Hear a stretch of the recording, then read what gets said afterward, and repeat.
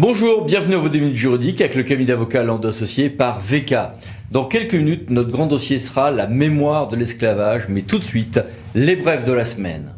Avec une ordonnance intéressante du TA d'Amiens sur le contrôle du juge, sur ce que doit faire le pouvoir délégant quand la qualité de l'eau se dégrade. Une décision intéressante du Conseil constitutionnel qui peut-être, met fin à une longue saga sur le tri mécano-biologique. Alors en matière de déchets, ce TMB a connu plusieurs morts et quelques résurrections. Le Conseil constitutionnel valide la situation législative actuelle, qui est une résurrection à bas bruit et très limitée de ce TMB. Autre question et autre saga, est-ce que je peux encore faire des centrales électriques au fioul en matière de production ? A priori non, sauf que quand on est en Guyane dans des zones non raccordables, la question peut se poser.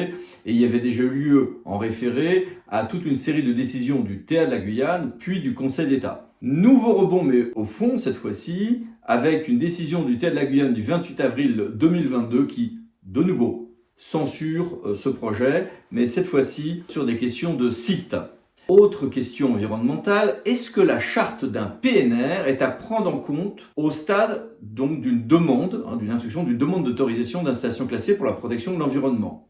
Eh bien oui, au stade donc d'une cohérence avec les orientations et mesures fixées par la charte du parc, nous dit le Conseil d'État. De son côté, le TA de la Guadeloupe a eu une affaire assez amusante à traiter. On a un permis de construire, ok, pour un élevage de caprins, bien. Sauf que les voisins se rendent compte que, soit les chèvres sont atteintes de religiosité toute nouvelle et savent désormais chanter, soit il y a anguille sous roche. Et en l'occurrence, c'était donc la rénovation d'un temple hindou avec des manifestations religieuses qui incommodaient les voisins. En même temps, il faut savoir que des temples hindous dans les champs répond à une longue histoire de l'engagement ou engagisme qui a été connu là-bas. Or, là où ça devient rigolo, c'est que, évidemment, l'affaire a connu un autre tournant lorsque l'on a retrouvé des vidéos du maire de cette commune reconnaissant qu'il savait qu'il s'agissait dans son permis de construire en réalité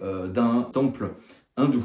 Conclusion, quand on contourne le droit de l'urbanisme, il ne faut pas le dire à la télé. Voilà. Urbanisme toujours, Conseil d'État, 19 avril 2022, est-ce qu'une commune peut préempter un terrain faisant l'objet d'un bail à construction ? Réponse nuancée du Conseil d'État. Conseil d'État toujours qui donne un coup de boutoir au recours à l'interagir des associations de défense de l'environnement contre certains permis de construire quand on est dans des zones déjà urbanisées.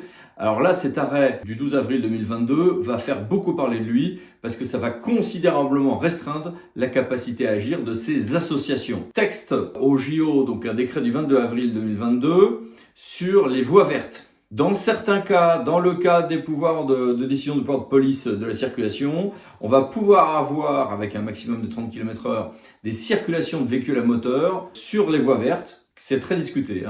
Est-ce que ça va faciliter les voies vertes que l'on puisse avoir des circulations de véhicules à moteur, mais dans des cas très limités et qui sont définis par l'autorité de police, ou est-ce que c'est une atteinte à ce qu'est une voie verte ? Ce point est très discuté, mais de toute manière, les choses sont entre les mains des pouvoirs de la police de la circulation, d'une part, et d'autre part, sous un contrôle qui sera sans doute très strict du juge, d'autre part. Passons aux agents. Alors, beaucoup de choses. Refonte et revalorisation des indemnités de fonction des magistrats administratifs.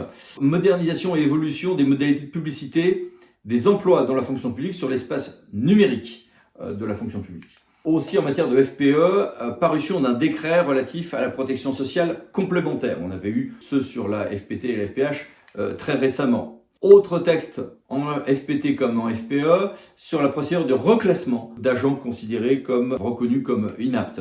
Et puis un décret aussi pour renforcer, réformer ce que sont les contrôles et audits internes de l'État, ce qui est lié à un certain nombre d'autres textes qui sont la réforme de la haute fonction publique de l'État et quelques éléments de réorganisation. Puisqu'on parle de la réforme de la haute fonction publique de l'État, c'est au tour également de Bercy de passer à la moulinette de la réforme de la haute fonction publique de l'État avec une évolution parallèle de ce que sont les missions, plutôt recentrées, du contrôle général économique et financier. En matière de culte, alors la radicalité de fermeture administrative des établissements de culte, on a une confirmation par le Conseil d'État de ce qu'avait été la position du TA sur le fait que la radicalité du propos ne suffit pas toujours à fonder une telle mesure de fermeture administrative. En matière d'élection, évidemment, on a eu le second tour de l'élection présidentielle et bien sûr, le Conseil constitutionnel a proclamé les résultats de cette élection. Et alors, là aussi, c'est comme pour le premier tour, ça vaut le coup de lire cette décision. Alors évidemment, il y a censure des votes à lourdios ichère en raison de la mise en scène opérée par Jean Lassalle. Bon, ok, mais il y a aussi d'autres petites censures coquinesques qui sont à voir. Cette fameuse commune, 47 habitants, dans lequel on va voter dans l'église avec usage du confessionnal comme isoloir. Franchement, c'est quand même trop mignon, quoi. Voilà. Et quelques autres cas à voir. Allez regarder ça. Et puis, on a eu la convocation des électeurs pour législatives en 2022. Alors, il y avait des bruits comme quoi il y aurait une dissolution de l'Assemblée nationale qui était encore une fois une infox, clairement, qui s'est promenée partout. On a bien eu, avec le calendrier ordinaire prévu, le décret de convocation des électeurs, avec le calendrier que voici. Bien. Bulletin, non plus de vote, mais bulletin municipal. On a eu 2 décisions du 14 avril du Conseil d'État très intéressantes. Une qui précise que ce droit des oppositions à disposer d'une tribune s'applique également lors des mises en ligne d'informations générales, d'une part, et d'autre part, que oui, il n'est pas illégal qu'il y ait une tribune également de la majorité des élus de l'Assemblée délibérante. QPC maintenant, le Conseil constitutionnel vient d'enregistrer sa 1000e question prioritaire de constitutionnalité, donc succès impressionnant. Il faut rendre grâce aux nombreux papas de ce texte, puisque c'est une réforme qui avait été votée et voulue par Nicolas Sarkozy, précédemment qui avait été proposée et voulue par François Mitterrand sur les instances de Robert Badinter, et un certain nombre d'autres commissions entre les deux, notamment présidées par le doyen Vedel, avaient essayé de militer en ce sens. Donc rendons hommage à tous ces parrains, de droite comme de gauche, qui ont conduit à ce qui est clairement une avancée de notre démocratie et de notre système juridictionnel. En matière de marché, décision intéressante de la CA de Bordeaux sur le formalisme pour les mémoires en réclamation avec possibilité de joindre l'ensemble des demandes de paiement antérieures. Et puis toutes les mini-brefs, que voici, que voilà, et que voici encore. Passons maintenant à notre grand dossier, mémoire d'esclavage, droit, travail de fond, commémoration. La loi du 30 juin 1983 a mis en place un régime assez complexe de journées commémoratives du souvenir de l'esclavage. Et aujourd'hui, plusieurs dates de commémoration existent, mais autour d'une date pivot nationale du 10 mai qui a été retenue par la loi Taubira du 21 mai 2010, le 10 mai étant la date de vote de cette loi. Le 10 mai avait été choisi faute, avec différents symboles bien sûr, faute pour les autres dates possibles de faire consensus, 4 février, 8 février, 27 avril, voire 23 août. Chacune de ces dates avait des éléments pour ou contre, et d'ailleurs le Conseil constitutionnel a signalé que le changement de cette date pouvait bien être fait par voie réglementaire. Du coup, voici les dates qui sont retenues. On a le 10 mai qui est la journée nationale des mémoires de la traite, de l'esclavage et de leurs abolitions, c'est la date principale. Le 23 mai qui est la journée nationale en hommage aux victimes de l'esclavage, mais il y a, en fonction de différents paramètres, notamment les dates de mise en œuvre réelle de la fin de cet esclavage, des dates différentes à Mayotte, en Martinique, Guadeloupe, Saint-Martin, Guyane, Saint-Barthélemy et à La Réunion, plus de dates internationales. Des cérémonies publiques sont organisées par le corps préfectoral dans chaque département et les collectivités locales sont nombreuses à en organiser également. Une circulaire a été diffusée par le Premier ministre, elle est en date du 8 avril 2022, comme tous les ans. Ce qui compte, évidemment, c'est de ne pas oublier, c'est de commémorer, c'est d'enseigner ce que furent et parfois demeure la pratique de l'esclavage sur tous les continents. Esclavage qui existe certes depuis la nuit des temps et qui existait sur tous les continents, mais c'est pas une raison pour relativiser ce que furent les spécificités de la traite occidentale. On peut se souvenir, on peut apprendre du passé, y compris pour construire l'avenir, sans sombrer dans deux excès. L'excès du déni ou de l'oubli d'un côté et l'excès de certaines repentances en autoflagellation d'autre part. On peut apprendre des combats qui furent ceux des opposants à l'esclavage et ceux des victimes avec quelques très bonnes figures. Je pense notamment à Delgrès. Sur ce point, j'attire votre attention sur le fait que la Fondation pour la mémoire de l'esclavage, présidée par Jean-Marc Ayrault, a diffusé un document fort bien fait à ce sujet. Justement, j'ai voulu lui poser des questions sur tout ceci, ainsi qu'à Marie-Luce Panchard, qui fut ancienne ministre des Outre-mer. Monsieur le Premier ministre, Madame la ministre, bonjour. Bonjour, monsieur. Bonjour. Et merci d'être avec nous. Première question, Monsieur le Premier ministre, comment résumer le travail accompli par la Fondation que vous présidez. C'est une fondation qui a pour but de faire un travail pédagogique. Elle s'adresse bien sûr à l'ensemble des Français et les Françaises, à tous les citoyens, mais elle s'adresse en priorité à la jeunesse, et en particulier les jeunes de l'école, du collège et du lycée. Donc nous avons là un travail énorme à faire pour combler des lacunes, car cette histoire, elle est connue de façon, je dirais, approximative. On sait qu'il y a eu de l'esclavage en France, enfin qu'il y a eu de l'esclavage dans les colonies françaises, mais qu'on ne connaît pas les mécanismes qui ont conduit à ça, et qui est une histoire à la fois française, mais qui est aussi une histoire européenne. Tous les pays d'Europe ont participé, et aussi une histoire mondiale. Et en tant que maire de Nantes, vous aviez justement voulu prendre ce sujet à bras-le-corps. Comment et pourquoi? Au niveau municipal et intercommunal. Absolument, absolument. Moi, j'ai été élu maire en 1989. J'avais pris l'engagement à l'époque de combler un vide, c'est-à-dire faire la lumière sur cette histoire, l'histoire de Nantes, de son port, de ses activités économiques, de ses échanges économiques, et qui était un sujet sensible, qui pouvait diviser, c'est vrai, mais qui faisait partie de l'histoire et qui avait été complètement occulté.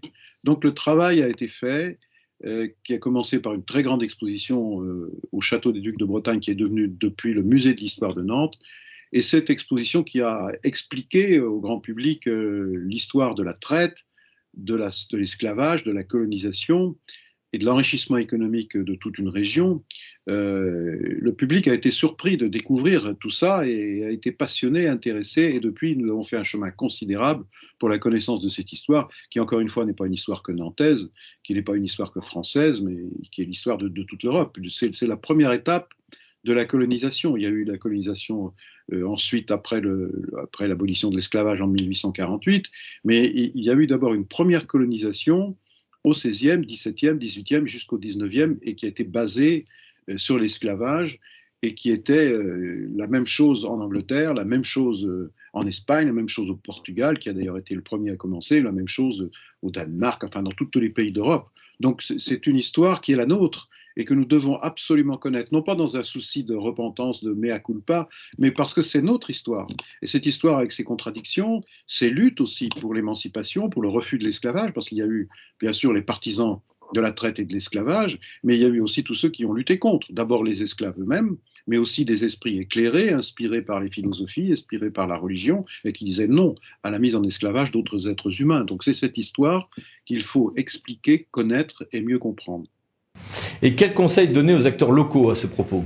Eh bien, la loi Taubira, qui a été votée en 2001, qui a fait que la France reconnaît que la traite et l'esclavage sont des crimes contre l'humanité, a instauré aussi une journée de commémoration, complétée par une deuxième journée d'ailleurs, qui est la journée à la mémoire des victimes de l'esclavage. Donc il y a deux dates, il y a le 10 mai et il y a le 23 mai. Et le Premier ministre a signé, comme chaque année, et cette circulaire est déjà partie, une circulaire qui s'adresse aux préfets et qui ont mission de s'adresser à tous les maires de toutes les communes de France, de l'Hexagone et des Outre-mer. Et cette circulaire est également adressée aux recteurs. Et donc à eux de soutenir ou de prendre des initiatives mémorielles, des commémorations, mais aussi des événements qui peuvent être des événements culturels, parler des héritages culturels de cette histoire, qui peuvent être des événements pédagogiques avec les écoles, les collèges et les lycées. Vous savez qu'il existe un concours un peu sur le modèle du concours de la déportation, qui est le concours de la flamme de l'égalité. Et le 10 mai, chaque année, en présence du président de la République, un prix est remis aux classes lauréates. Donc pour aider les maires, pour aider les enseignants dans les communes à organiser ces différents événements, la Fondation est à leur disposition. Et elle a déjà publié un kit pédagogique qui explique comment on peut s'y prendre avec des expériences, des témoignages qui font qu'on peut avoir des initiatives extrêmement vastes et extrêmement différentes sur l'ensemble du territoire de la France, de l'Hexagone et des Outre-mer. Donc nous sommes à la disposition, c'est le rôle de la Fondation d'aider, de faciliter les choses. Donc le 10 mai, le 23 mai, et dans les Outre-mer, il y a des dates qui sont d'ailleurs des journées fériées et qui ont lieu depuis le mois d'avril à Mayotte jusqu'au mois de décembre à La Réunion. Passons à vous, Madame la Ministre. Au titre de vos diverses responsabilités passées ou actuelles, vous avez souvent eu à réfléchir et à agir en la matière. Quelles sont vos réflexions à ce propos? Oui, je pense que dans les responsabilités que j'ai occupées en tant que ministre chargée de l'Outre-mer, il est important pour moi de passer le message suivant. Jacques Chirac, l'ancien président de la République, avait bien compris qu'il fallait que tous les Français s'approprient cette histoire, l'histoire de l'esclavage, parce que beaucoup la méconnaissaient et ça pouvait être source de tension à la fois dans l'incompréhension qu'on pouvait avoir les uns et les autres. Et ça, c'est à ce titre, vous savez, qu'il a mis en place le Comité national pour la mémoire et l'histoire de l'esclavage. Et à cette époque, j'ai beaucoup travaillé avec la présidente qui était Françoise Vergès.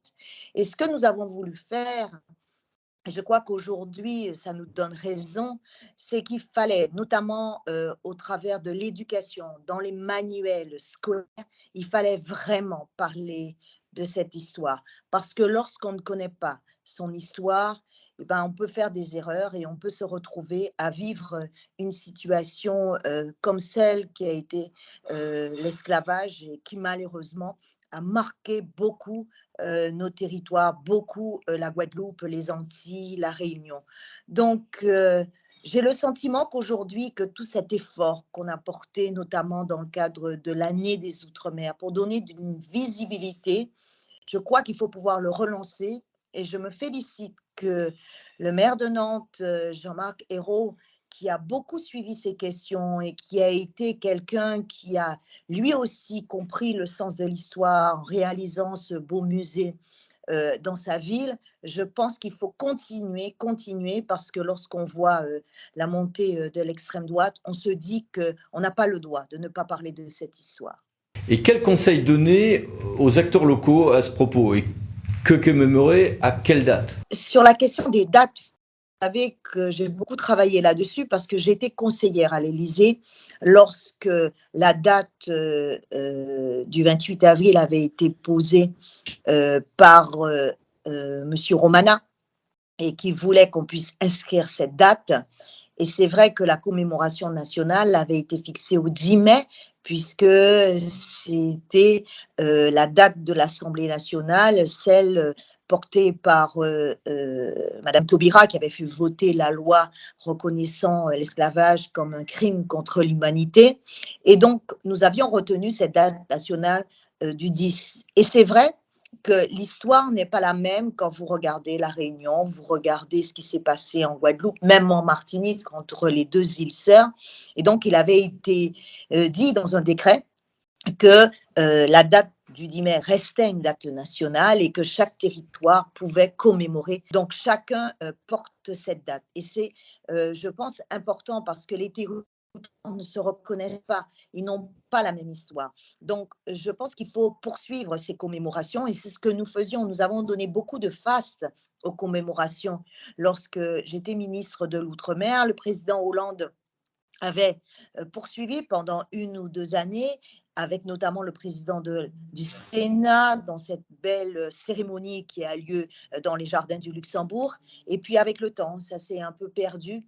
Et j'ose espérer qu'avec le président de la Fondation pour la mémoire de l'esclavage, Jean-Marc Ayrault, nous reviendrons sur cette période et nous redonnerons à cette histoire toute sa place. Parce qu'il faut aussi que les Français de l'Hexagone s'approprient cette histoire comme ils s'approprient d'autres histoires, parce que nous sommes Français et nous n'avons, je dirais, aucune honte à parler de ce qui s'est passé. Et je pense qu'il est très important de revenir à des commémorations avec beaucoup plus d'ampleur. Il y avait effectivement des chants, il y avait effectivement des poèmes, il y avait effectivement des artistes. Je pense notamment à Jacques Martial qui organisait à la Vinette des événements toute la journée du 10 mai, toutes les journées de commémoration, déclinaient effectivement un certain nombre d'événements pour que les jeunes générations comprennent aujourd'hui pourquoi il y a des moments donnés, effectivement, il peut y avoir des réactions,